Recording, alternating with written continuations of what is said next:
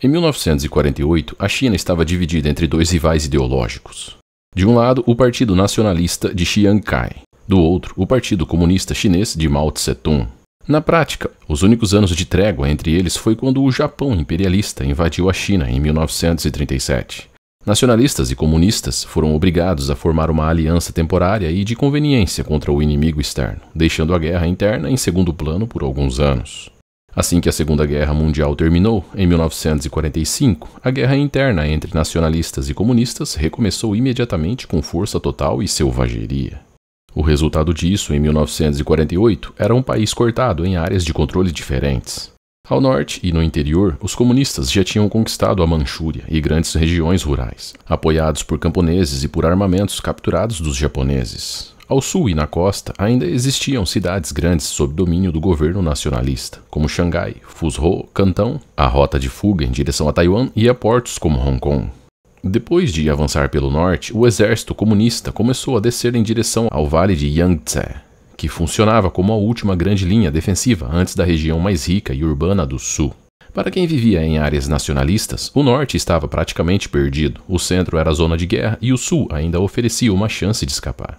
Assim, as pessoas começaram a fugir para o sul. Navios como o SS Qianjia deixaram de ser apenas transporte de linha e se transformaram em navios de retirada. Quem embarcava tinha o mesmo objetivo, se afastar o máximo possível da frente de batalha e do avanço comunista. O SS Qianjia foi originalmente um projeto japonês, um robusto navio de passageiros e carga, construído em 1939, no Japão originalmente chamado de Shinji Maru. Era um vapor de casco de aço, pensado para rotas costeiras, levar muita gente e mercadoria em trajetos relativamente curtos. Após a vitória chinesa, na chamada Guerra de Resistência contra o Japão, o navio foi requisitado pelo quartel-general da Marinha do governo nacionalista e transferido para a Companhia de Navegação a Vapor de Xangai. Nessa transição, recebeu o seu nome. O Qianjia podia transportar cerca de 2.250 passageiros, um número alto para um navio de rota regional. Tinha restaurante e salões de primeira classe, com aparência e instalações consideradas excelentes para os padrões da época, ao ponto de ser citado como um dos 6 novos grandes navios de passageiros de Xangai. Sua rota fixa era relativamente curta, de aproximadamente 12 horas entre Xangai e Ningbo, trajeto que realizou com segurança em mais de 800 viagens de ida e volta, antes de 1948. Em resumo, era um dos principais navios de passageiros da região, com um histórico sólido de operação regular. No dia 3 de dezembro de 1948, uma sexta-feira de céu calmo sobre Xangai, o SS Qianjia estava atracado no cais de Shiriupo, um dos principais pontos de embarque de passageiros na margem do rio Huangpu, em frente à área central da cidade. Ali começava a rota regular entre Xangai e Ningbo. Por volta das 15 horas, a tripulação iniciou o processo de checagem de bilhetes e embarque. As filas se estendiam pelo cais, trabalhadores migrantes de Ningbo que viviam em Xangai, famílias carregando sacos de pano e malas, gente trazendo dinheiro, joias e documento. Até hoje ninguém sabe ao certo quantas pessoas estavam na última viagem do Qianjia. De acordo com a lista de passageiros, preservada nos arquivos de Xangai, em 3 de dezembro foram vendidos 2.207 bilhetes. Somando-se a isso os 186 tripulantes, o total oficial naquele dia seria de 2.393 pessoas a bordo. Esses são os números que podem ser comprovados em documento, mas o número real era muito maior. Em meio ao caos político e ao medo da guerra, surgiu um sistema paralelo de embarque. Um grande número de passageiros entrou sem bilhete, usando conexões intermediários, conhecidos como cambistas, que conseguiam enfiar gente a bordo por fora do controle oficial mediante suborno. Isso abriu espaço para muita especulação e, ao mesmo tempo, para relatos consistentes de superlotação muito acima do registrado em papel. Ao longo das décadas, jornalistas e investigadores se dedicaram a investigar o desastre e concluíram que o total de pessoas a bordo ultrapassava 3.200 pessoas, podendo ter chegado a 4.000 ou até 4.600 pessoas. Quando o SS Qianjia zarpou de Xangai, ele entrou em uma área que, no papel, era uma rota civil importante. Na prática, ainda era um campo de batalha antigo, mal desativado. Durante a Segunda Guerra Mundial, o estuário de Yangtze e a aproximação para Xangai tinham sido amplamente minados por diferentes forças, japoneses, nacionalistas, chineses e, em alguns trechos, até por operações aliadas. As minas eram usadas para bloquear o acesso de navios inimigos, proteger portos estratégicos e controlar canais de navegação. O problema é que, depois de 1945, a remoção dessas minas foi incompleta e irregular. A China tinha saído de uma guerra contra o Japão e caído de volta direto na guerra civil interna. Faltavam recursos, coordenação e muitas vezes até mapas confiáveis, indicando exatamente onde cada campo minado tinha sido colocado. Algumas áreas foram varridas e liberadas formalmente para o tráfego. Outras continuaram sendo usadas porque sempre se navegou por ali, mesmo sem garantia real de segurança. O estuário onde Qianjia navegava combinava 3 fatores ruins: histórico de minas de guerra, muitas delas envelhecidas, mas ainda ativas, tráfego intenso de navios civis, especialmente saindo de Xangai, estado ausente, mais preocupado em não perder cidades para o inimigo do que em checar se a faixa de navegação estava totalmente limpa. No meio da tarde, o Qianjia soltou as amarras e começou a descida pelo Wangpu. Primeiro, o navio cruzou margens urbanas, tráfego intenso de pequenas embarcações e o barulho da cidade fez parte da viagem nas primeiras horas. Com o passar do tempo, as luzes de Xangai foram ficando para trás. O rio se alargou e o Qianjia se aproximou da confluência com o Yangtze, rumo ao mar da China Oriental. Em algum ponto da noite de 3 para 4 de dezembro de 1948, uma explosão súbita atingiu a parte traseira do navio, na região da popa. Para quem estava a bordo, o primeiro sinal foi um estrondo vindo de baixo, seguido de um tranco que fez muita gente cair no convés. O navio começou a tremer violentamente e em seguida todas as luzes se apagaram, mergulhando o interior em escuridão. No impacto, a sala do telégrafo desabou praticamente na hora, matando o operador e interrompendo qualquer tentativa de comunicação com o exterior. O apito de emergência ainda chegou a soar uma única vez antes de silenciar, como se fosse o último aviso do navio antes de desaparecer. A explosão rompeu o casco em um ponto crítico na popa e permitiu a entrada de água em grande volume. As primeiras áreas a serem devastadas foram as cabines de 4ª e 5ª classe, na parte de trás. Em questão de 2 ou 3 minutos, a água do mar já batia na altura da cintura nesses compartimentos. Homens, mulheres e crianças começaram a se empurrar em direção às saídas, tentando subir para o convés superior. Os sobreviventes relatam que, como muitos tentaram viajar sem pagar, a verificação de passagens continuou depois que o navio zarpou. Para controlar o fluxo, a tripulação trancou as portas de ferro das cabines, o que, na hora da explosão, impediu que muita gente conseguisse escapar. Em poucos minutos, esses corredores viraram armadilhas. Gritos e choro enchiam o ar. Muitos idosos, mulheres e crianças foram pisoteados até a morte, uma cena de horror indescritível. Casos individuais ajudam a visualizar o que estava acontecendo naquele interior em colapso.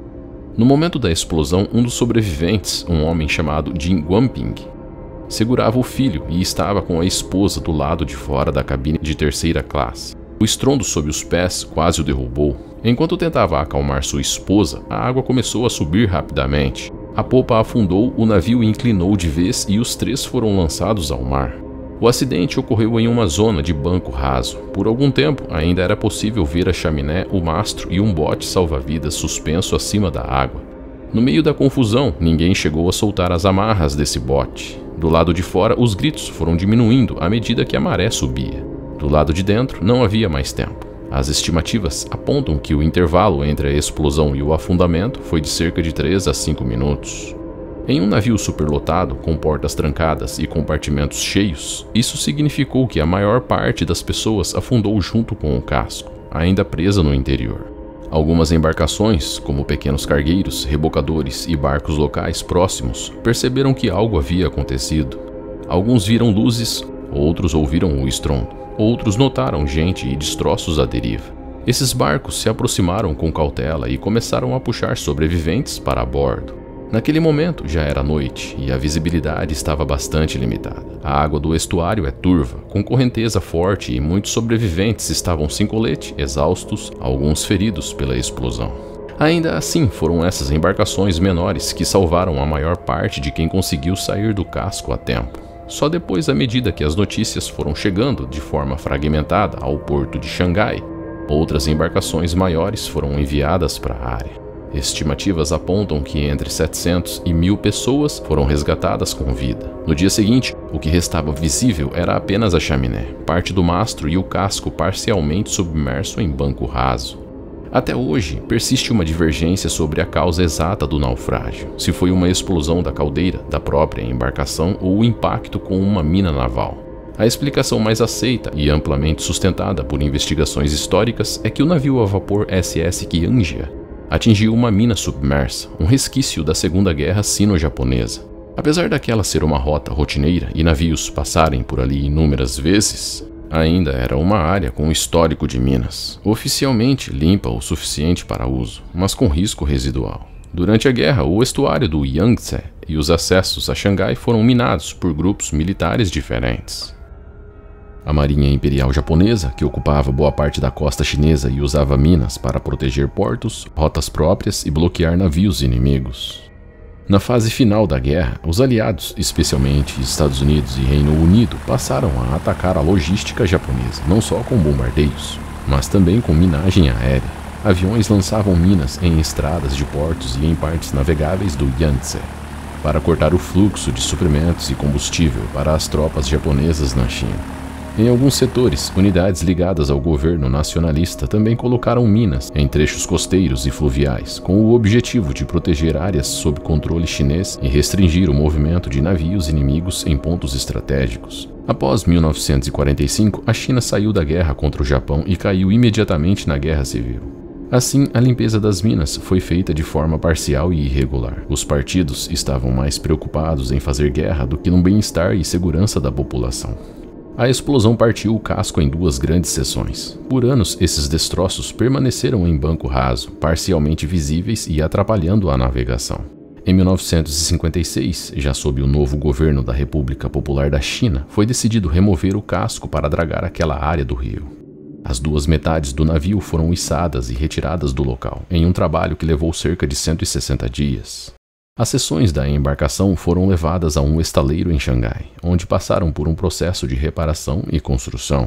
O navio reconstruído voltou a operar em 4 de fevereiro de 1959, saindo novamente do cais de Shiliupu, em Xangai, o mesmo ponto de onde havia partido em 1948. Dessa vez, porém, atuava como balsa local e navio de linha em rotas regionais, incluindo transporte entre Xangai e Wuhan pelo sistema fluvial. O casco, que um dia protagonizou um dos maiores desastres marítimos civis da história, voltou a navegar, agora sob uma nova fase da história chinesa. Em novembro de 1966, o navio foi renomeado para Dongfang Hong 8. Ele continuou em serviço até início da década de 1980, quando as frotas foram modernizadas.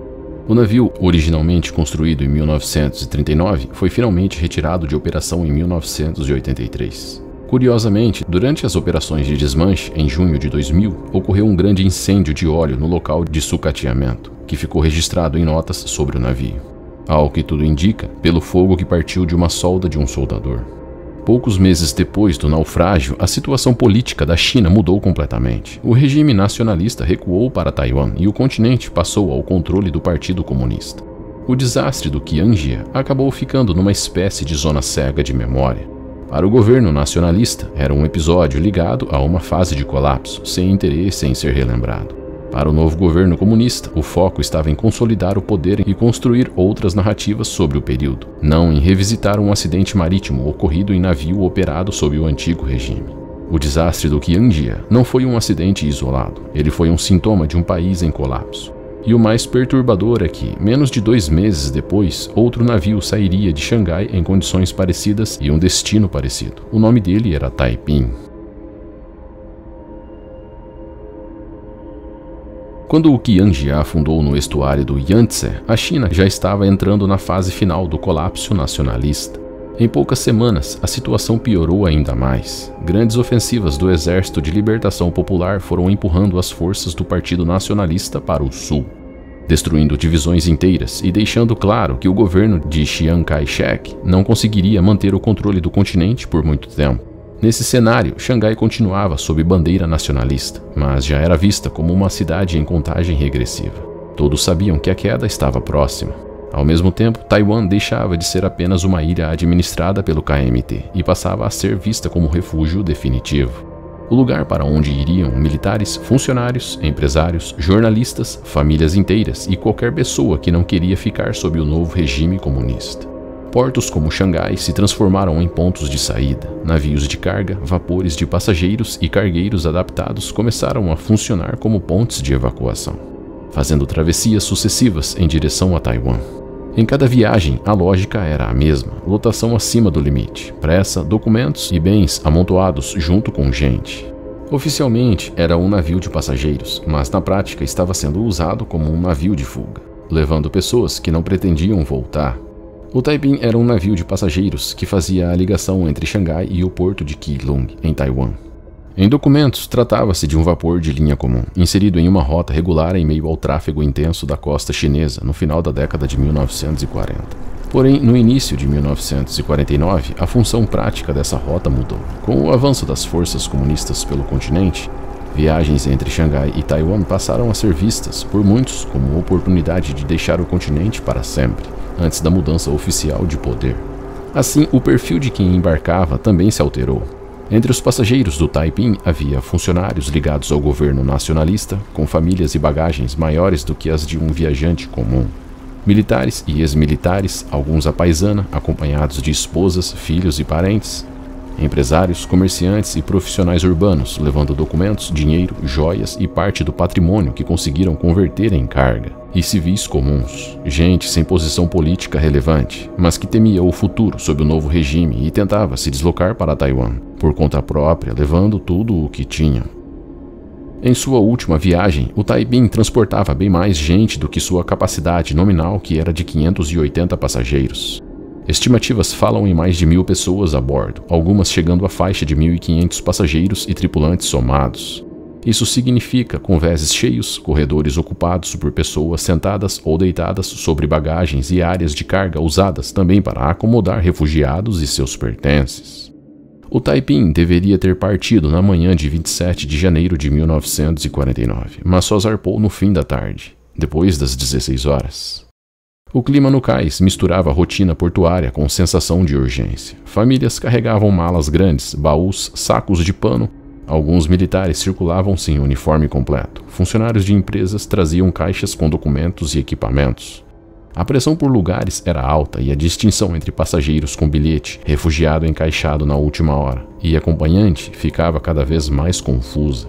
A rota previa sair de Xangai, cruzar a baía de Hangzhou, contornar a região do arquipélago de Zhoushan e, a partir dali, seguir em mar aberto até alcançar Keelung, na costa norte de Taiwan. Na madrugada de 27 de janeiro de 1949, o Taiping avançava pela região do arquipélago de Zhoushan, já fora da baía de Hangzhou, seguindo em direção ao mar aberto. Era um trecho de navegação delicado, ilhas baixas, canais estreitos, recifes e tráfego de outras embarcações que também cruzavam a costa em plena guerra civil. Para evitar serem vistos ou até confundidos com o inimigo em meio à guerra, os navios recebiam para usar o mínimo possível de luzes. Assim, o Taiping seguia a noite quase sem luzes externas. Do ponto de vista militar, isso fazia sentido. Um navio menos visível é mais difícil de identificar ou atacar. Do ponto de vista náutico, significava que qualquer outra embarcação só perceberia sua presença quando estivesse perto. Naquela noite, o Xianyuan, que vinha de Taiwan em direção a Xangai, carregando cerca de 2.700 toneladas, também estava passando pelo arquipélago. O Xianyuan era um navio cargueiro de aço, padrão da Primeira Guerra Mundial, construído em 1919 na Noruega por armadores franceses. Foi revendido e renomeado várias vezes até ser comprado, em 1948 por uma companhia de navegação sediada em Xangai. O Xianyuan passou a operar como cargueiro comercial, ligando Taiwan ao continente, transportando principalmente carvão e madeira. Por volta da meia-noite, as rotas do Taiping e do cargueiro Xianyuan se cruzaram. O Xianyuan navegava também em condições de visibilidade limitada, em mar escuro, com reflexos reduzidos e sem luzes plenas de navegação. Os dois navios se aproximaram rápido demais para corrigir o rumo e colidiram violentamente. A proa do Taiping cortou o Xianyuan na altura do segundo porão de carga, na cintura do navio. O casco do cargueiro, carregado com 2.700 toneladas de carvão e madeira, rompeu e encheu rapidamente de água. O Xianyuan afundou em cerca de 5 minutos após o choque. O Taiping ainda conseguiu permanecer à tona. Mesmo seriamente danificado, ele ainda tinha propulsão e alguma estabilidade. A tripulação tentou ganhar tempo e transformar o naufrágio em encalhe controlado. O capitão se direcionou para trechos em que seria possível colocar o casco propositalmente em local raso e evitar que o navio afundasse em águas profundas. A ordem foi manter-se em movimento e aproximar-se da costa, dentro do navio. A água que entrava começava a se espalhar por compartimentos internos. O peso da carga e das pessoas fazia o navio responder de forma mais lenta a qualquer correção. E à medida que a inclinação aumentava, corredores e escadas se tornavam mais difíceis de usar. Em muitos pontos, passageiros ainda nem sabiam que tinham colidido com outro navio. A costa estava a poucos minutos de distância. O Taiping chegou a ficar a cerca de 500 metros de uma ilha. Nesse intervalo, ele ainda tentou manobrar para contornar a costa e procurar um ponto mais favorável para encalhar. Nesse momento, ocorreu uma explosão na região da casa de máquinas e o navio começou a afundar. A água estava fria o bastante para provocar hipotermia. A quantidade de coletes salva-vidas era insuficiente para o número real de pessoas a bordo. Muitos passageiros estavam dormindo, descalços ou com pouca roupa, e não tiveram tempo de alcançar botes. Além disso, o óleo combustível se espalhou pela superfície. Os que conseguiram emergir ficavam totalmente cobertos de óleo, com os olhos ardendo e dificuldade para respirar. Poucos sabiam exatamente para onde nadar. Muitos se agarraram a fragmentos de madeira, partes da superestrutura ou qualquer objeto que flutuasse. Ali também estavam misturados os poucos sobreviventes do Xianyuan, que tinham conseguido escapar do cargueiro antes que ele afundasse. Os sobreviventes que ficaram tempo suficiente na superfície foram recolhidos em 2 etapas. Pescadores das ilhas de Zhoushan, acostumados ao mar daquela região, chegaram primeiro e conseguiram tirar algumas pessoas da água em barcos pequenos. Horas depois, já com luz do dia, o destroyer australiano HMS Warramunga, que estava em patrulha na área, cruzou o campo de destroços. A tripulação encontrou manchas extensas de óleo, madeira espalhada e pessoas ainda agarradas em tábuas e fragmentos de casco. Lançaram botes e recolheram cerca de 3 dezenas de sobreviventes, incluindo homens que tinham vindo do Xianyuan e do próprio Taiping, somando o que foi retirado pelos pescadores e pelo Warramunga. O número final de sobreviventes gira em torno de 50 pessoas. O total de vítimas dos 2 navios chegou a cerca de 1.500. Em qualquer cenário, trata-se de um dos piores naufrágios civis do século XX, mesmo que pouco conhecido fora da Ásia. A empresa proprietária do Taiping foi responsabilizada civilmente e a seguradora envolvida não suportou o impacto financeiro, entrando em colapso. Os outros proprietários da empresa proprietária do Taiping deixaram Xangai e foram para Taiwan ou para fora do país, fugindo do peso financeiro das indenizações. Um deles, porém, tomou a decisão oposta. Ele também tinha condições de sair com a família e o patrimônio, mas escolheu ficar em Xangai para encarar os processos, negociar com os familiares das vítimas e tentar pagar o que fosse possível. Segundo os relatos, ele não queria passar o resto da vida sendo visto como o dono que fugiu e abandonou os mortos para trás. Preferiu vender bens, usar o que restava da frota e colocar o próprio patrimônio em jogo para cumprir, ainda que de forma limitada, as indenizações. Se você quiser se aprofundar nessa parte da história, quem foi esse proprietário, como foram as audiências e de que forma ele tentou pagar as compensações, o link está na descrição abaixo. Em Keelung foi erguido um memorial dedicado às vítimas e cerimônias lembram anualmente a travessia que terminou em tragédia. Se você chegou até aqui, obrigado por me assistir. Espero ver você nos próximos vídeos.